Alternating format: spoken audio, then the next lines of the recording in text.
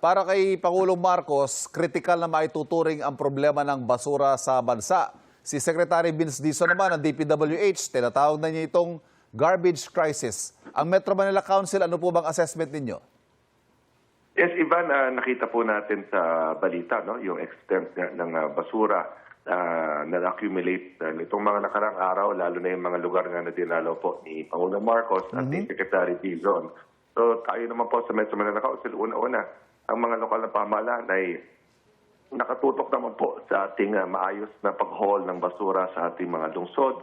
Of course, meron po tayong local ordinances na nakakasako po sa ating mga LGUs. Pagdating nga po sa mga multa na ipinapataw po sa mga nagtatapon ng basura sa mga maling lugar. Ngunit meron po tayong isang magandang posibilidad na magawa nga at ito ay bagay na napag-usapan na rin namin minsan sa Metro Manila Council. At yun nga yung shift to waste to energy, Ivan. No? Minsan na po itong napag-usapan sa isang council meeting at I will be proposing that in our next meeting very soon, magpapa-update po tayo kung anong status nito. Sapagkat yung nakasanayan nating pag-haul ng basura at pagdala sa mga landfill ay posibleng mag-shift na nga tayo sa waste to energy para itong basurang ito ay ma-convert nga sa energy. How do we handle, how do we manage waste? Bali, kanya-kanya po ang mga kanya-kanya mga Metro Manila LGU. Tama po yan, Ivan. So we have our own contracts pagdating po sa mga haulers natin at ang mga hauling services na ito.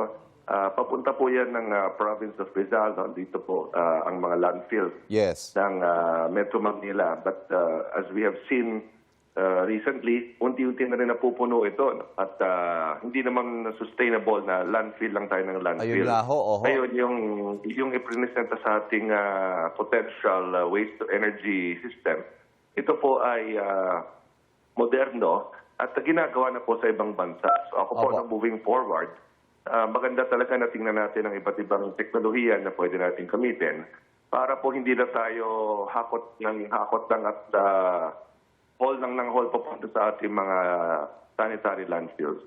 LGU pa rin ang magsisimula nito or will it be the national government? Posible ho na mayroon pong national government initiative na gagawin.